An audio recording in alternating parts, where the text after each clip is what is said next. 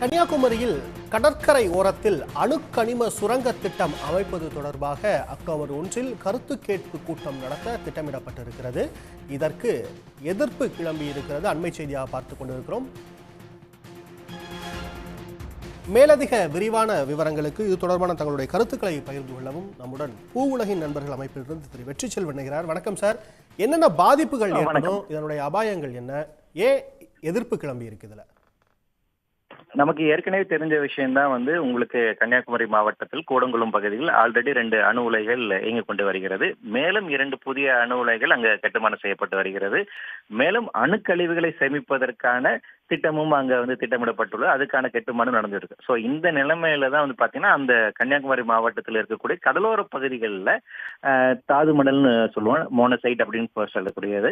இவை எல்லாமே அணுக்கதிர் இயக்கத்தன்மை இருக்கக்கூடிய ரேடியேஷன் வெளியேற்றக்கூடிய தன்மையில் இருக்கக்கூடிய கனிமங்கள். இப்படியான கனிமங்கள் அந்த பகுதியில் ரொம்ப இயற்கையாகவே இருக்கக்கூடிய ஒரு கனிமங்களாக இருக்கு. இவை கடந்த காலங்களில் சில இடங்களில் எடுக்கப்பட்டு வருகின்றது.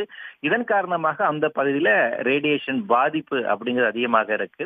இப்போ என்னன்னா ஒன்றிய அரசாங்கம் இந்த திட்டத்தை மேலும் விரிவாக்கம் செய்து ஏறத்தாழ 1100 ஏக்கர் அளவுக்கான நிலப்பரப்புல பாத்தீங்கன்னா புதிதாக இந்த தாது மணலை வெட்டி எடுப்பதற்கான புதிய திட்டத்தை அறிவித்திருக்காங்க. ஸோ அதற்கான கருத்து கேட்பு கூட்டம் தான் இப்போ அறிவிக்கப்பட்டுள்ளது. அப்போ இந்த திட்டம் நடைமுறைப்படுத்தப்பட்டால் ஏற்கனவே இருக்கக்கூடிய அணுக்கழிவு பாதிப்பு, அணுக்கதிரியக்க பாதிப்பு அப்படிங்கிறது ஏற்கனவே இருக்கு. அதனோட அதிகமாக இந்த பாதிப்புகள் இன்னும் பன்மடங்கு அதிகரிக்கக்கூடும் அப்படிங்கிற வகையில தான் நம்ம எதிர்ப்பு தெரிவிக்கிறோம்.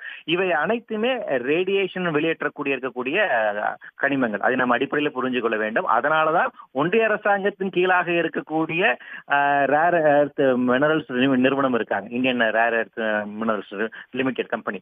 அவர்கள் தான் இதை எடுக்க முடியும் அப்படின்னு தான் சட்டம் இருக்கிறது. ஸோ அவர்கள் இதை எடுப்பதற்கான அனுமதிக்கான சுற்றுச்சூழல் அனுமதிக்கான மனு செஞ்சிருக்காங்க. ஸோ அதற்கான கருத்து கேட்பு கூட்டம் அப்படிங்கிறதா இந்த அக்டோபர் 1 அப்படிங்கிறது நிர்ணயிக்கப்பட்டுள்ளது. ஸோ இதற்கு பின்னாடி இருக்கக்கூடிய ஆபத்து அப்படிங்கிறது பாத்தீங்கன்னா இந்த ரேடியேஷன் சார்ந்து இருக்கக்கூடிய ஆபத்துகள் தான்.